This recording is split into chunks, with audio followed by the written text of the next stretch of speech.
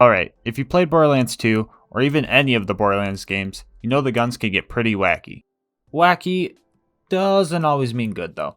And today, we're going to be using everyone's favorite cursed weapon and answer. Can you beat Borderlands 2 with Only the Bane? Alright, like every challenge run, we're going to lay down some ground rules. First off, we're going to do an OP10 playthrough to maximize the difficulty. I can use any Vault Hunter and any of their skills, with discretion of course, because I know the Gunzerker's a little busted. We are going to be using Maya. Some bonus rules.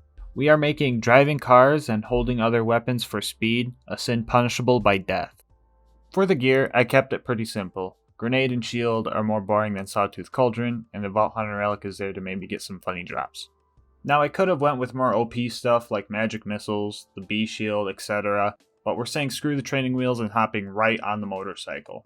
We do have a legendary cat class mod though, which is going to be a blessing and a curse.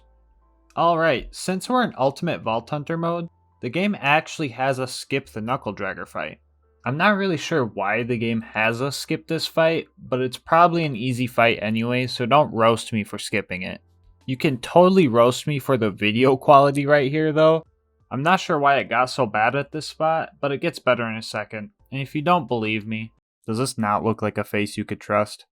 So, as you can see, the Bane makes you slow, and I mean very slow.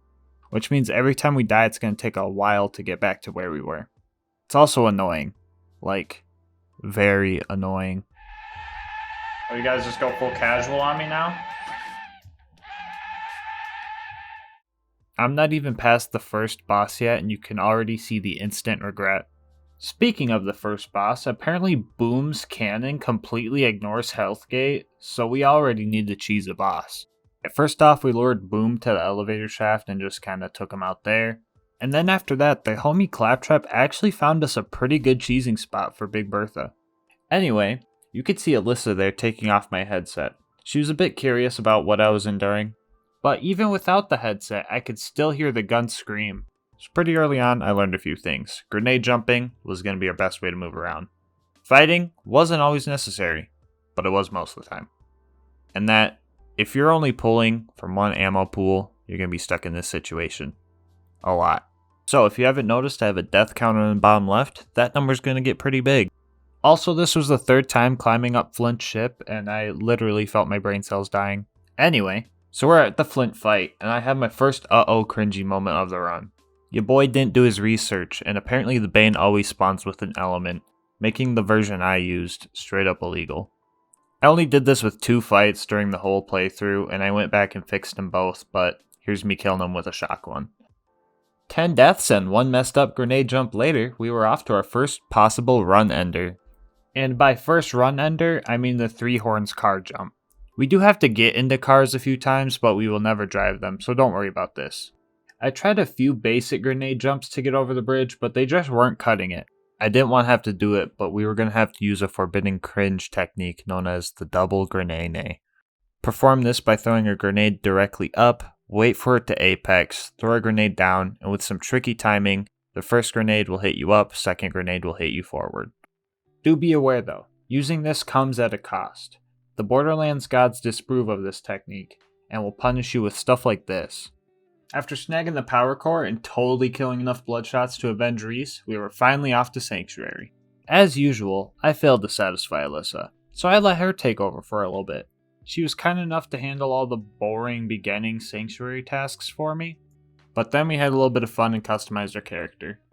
We decided on this outfit, it looked pretty cursed and it kind of fit the run.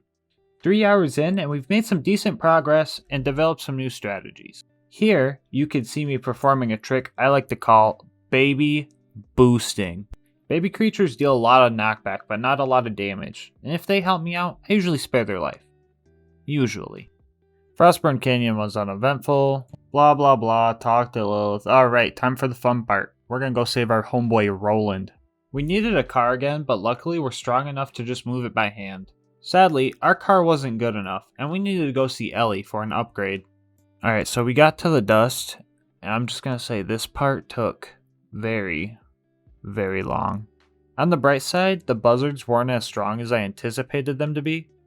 I actually didn't take any deaths while in the dust, but this part took like an hour and a half to find all the cars. I couldn't find the last coward until after it got dark, and I still had to run to Ellie, and then run to the Bloodshot stronghold too. After all that work making a car we couldn't even drive, it was time to face Badma. He was kind of a pushover, and in true Karen fashion, we took his kids. With the custody battle over, I had new problems on my hands. Roland's jailbreak wasn't going to be easy, and I had a lot more bloodshots and a lot more loaders to fight through. While we were chasing down the warden to get Roland back, we seen a beautiful work of Borderlands nature. This psycho almost made it to heaven before we intervened. At first, the warden fight was going great, and then the warden fight was going bad, and then it was going absolutely terrible. And then everything went great. Surprisingly, we killed the warden fast enough so that Roland didn't have to go to the gulag. After we saved Roland, we updated our look, and then we set out for Tundra Express. Now this part of the game went pretty boring, so I'll spare you the little details. But I did develop a new investment strategy. With all the deaths I had in this run, I needed a way to keep my money for grenades and ammo, because Overpower 10 makes everything ridiculously expensive. The strategy was to keep a bunch of weapons in my inventory, so that I could sell them if I needed the money, but not lose that money if I die. It's kind of like how people used to hoard Counter-Strike keys as a form of money laundering. Anyway, I wasn't sure how the Wilhelm fight was gonna go, but it actually went pretty easy. He was even kind enough to drop me a Logan's gun. With the plot twist power core installed, Lieutenant Davis was the first of many Sanctuary citizens to be goopified. I was sure that Sanctuary was going to be reduced to a pile of dust by the time Lilith was even able to teleport it. 15 minutes of lunar bombardment later, she finally got everyone but me to safety. Things were looking grim for you, boy. I was homeless, and I had to go through the fridge. I got styled on by this plague rat, and it kinda hit me hard in the self-confidence, not gonna lie. I managed to get through it though. I did think it was kinda funny that I wasn't fast enough to skip the elevator because its slight forward moving angle was faster than my movement speed. Just thought I'd throw that in there and show you. With the fridge finally behind us, it was time to start our journey through the Highlands. I thought I was being a big brain by preventing the exploder from destroying the bridge controls, but I later realized I was being a tiny brain. The crate mover could have gotten me over way faster. The spaghetti monster on the other side of the bridge was easy enough, but it was all downhill from there. The run from here on out actually became a deep descent into madness. These baby turrets, for example, killed me like 9 times. So Maya's ruin skill lets her slag enemies with phase lock, but for some reason these turrets aren't affected by that. It just took me a while to realize it, but I was able to use a slag bane to slag them properly. And about 30 minutes later, we made it to Overlook, and it was time for us to defend our beacon. With us having the movement speed of a dead snail, defending the beacon felt more like a Balloons TD simulator. At some point during the fight, my brain stopped registering the sound from the gun, and I guess I just became used to it. I don't know if that was a good thing, but other than that, the fight was pretty easy. This constructor did catch me lacking though, and then it nuked me at spawn too, but that was just a minor setback. And just like that, we were no longer homeless. Up next on our to-do list was to go save Bloodwing. Fighting through everything here wasn't bad, and it was probably because it took like an hour to walk here, and this was far more entertaining. Things started going good, and we even made a little skag friend. Not even about to lie, our little homie carried us through this next fight. Shortly after though, our fun would be over, and it was time for pain. This fight went down easy at first, but alas, it was done illegally. This was the second fight where we used the non-elemental Bane, and with the help of Gibbs' save editor, I reverted the game back to this mission and took Bloodwing on properly. Alright, if anyone's wondering, I also used Gibbs' save editor to give me the gear for this run, and I did not sell the illegal Bane, I just dropped it on the ground. Alright, back to the run. Long story short, the whole process sucked. I had to go through the preserve again, this fight was stupid hard, I died like 30 times, and this was my first instance of actual anger. Bloodwing was just relentless with her attacks. On top of that, I had to resource manage the few skags that actually spawned for revives and kill skills, and dodging any attack from her required a well-timed grenade jump. I came close so many times, so I knew it was possible. For the most part, this fight was luck-based. She ended up landing on the ground in her last phase, and I was able to finally take her down. This was honestly the worst part of the run. Next on our recruitment list was Brick. Running to him took about an hour, but convincing him to join us was a walk in the park. Only if that park was filled with target circles, though. With the squad finally reunited, they could all stand around Sanctuary while I did all the hard stuff. I'm gonna be real with you guys, I got really lucky during the Jack double fight. This phase lock right here would save the run in the oddest way possible. You see, the Jack double cannot be picked up with phase lock, and he is also programmed to run away from you. Mix that with our movement speed and it was obvious we didn't have a chance to catch him. But when I phase locked this loader, Maya's converge skill actually yanked the Jack double into this weird knockback limbo. I was able to get an easy kill and also hear some of his weird dialogue. He says some funny stuff like, "I can run a mile in 2 minutes." The rest of Overlook was pretty bad. Died a lot, took a long time, the usual. And on top of all that, Angel was making fun of me. Mission, right? Don't say or slowly. Don't say I'm going. I'm doing it. Thank you. On the bright side, at least Borderlands 2 is a totally fair and balanced game with absolutely no glitches. I was not ready for this.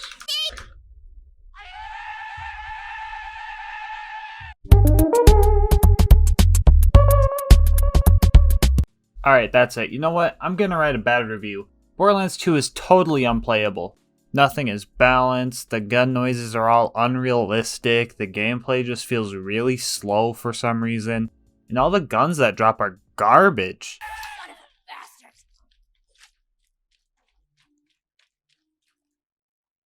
Psych, I love this game. Back on path, not much more was between us and the bunker. All it took was running through another target circle park, dealing with more invincible baby turrets, and cheesing this super constructor. And after all that, we had one more task before we went to the bunker. What's a Borderlands 2 playthrough if you don't do the most important side mission? That's right, we were gonna see if the Bane had what it took to snipe Face McShooty. Our accuracy even after firing a few shots was not good. I could have taken the class mod off just for the boosted accuracy, but I guess I'm just built different. Since this run is already cursed, here's the Bane being fired ramped up to 666% speed.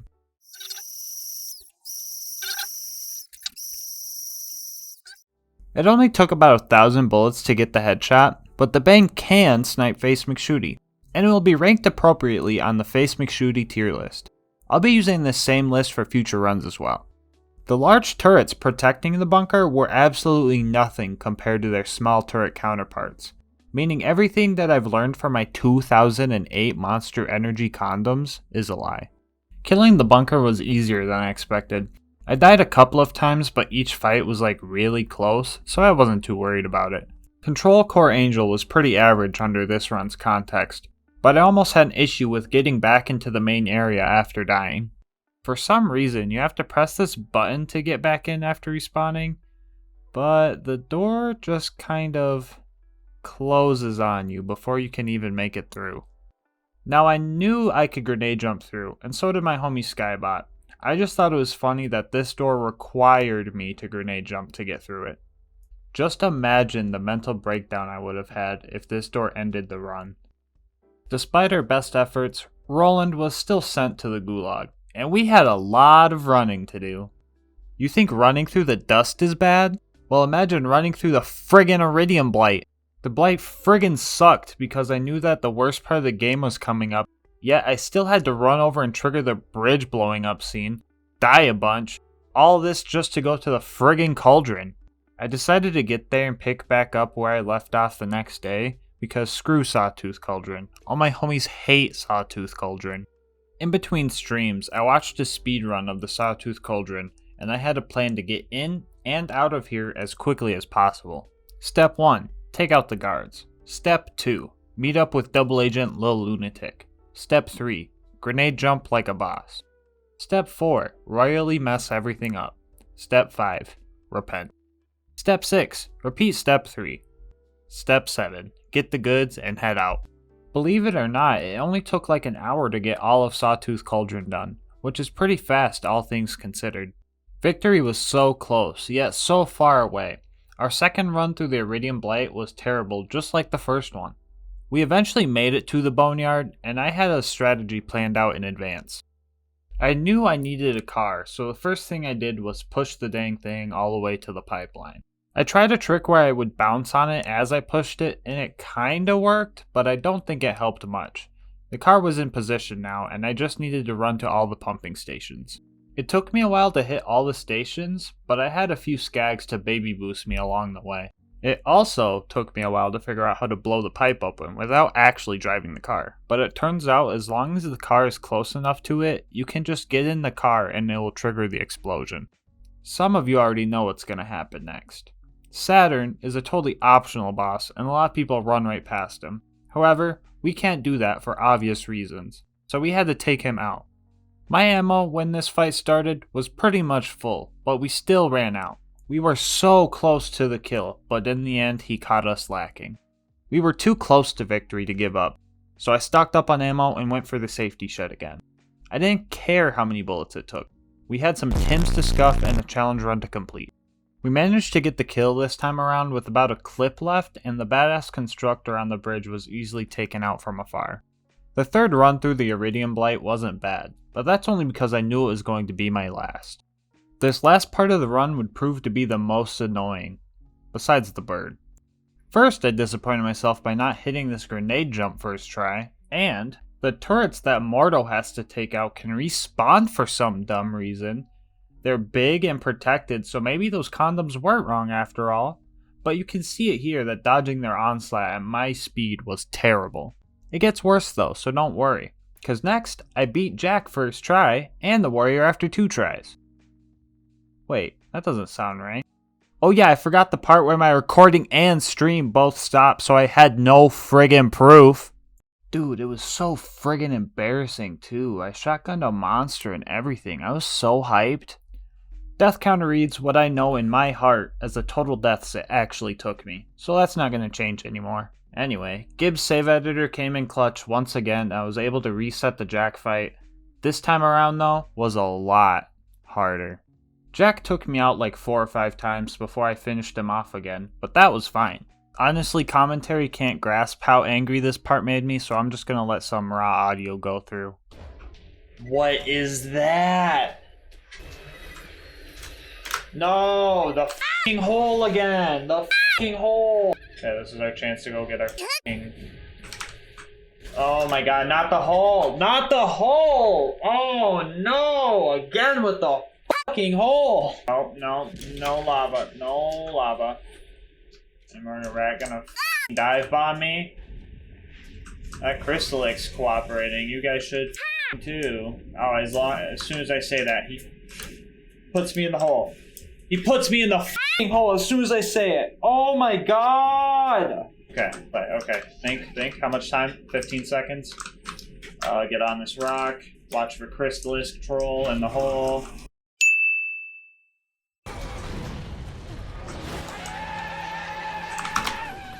Oh, fuck. Hole troll! F***ing hole troll. After all these hardships, after all of these deaths, after all 27 hours of this run so far, the warrior finally accepted his fate. Which means you can beat Borderlands 2 with only the Bane. Like I said before, this run in all took a little over 27 hours spanned out over 7 different days. It was a long journey, and I'm glad that it's finally over. The Bane stats are definitely decent, so the only setback this run was the horrible movement speed. I could mention the screaming as well, but that was more of an annoyance rather than an actual performance variable. That might just be me though, I don't know, I'm pretty good at going brain dead. But if the Bane didn't have the movement speed impairment, then I bet I would see a lot more people use it unironically because it's a decent SMG. But it did get me through the whole game though, so I would say this gun is OP10 viable, believe it or not. I recently went back to see if you could get the Bane with the Bane, and during that adventure, I ended up getting another pearl from this tubby spider ant. And this boner got squished and made a wet noise.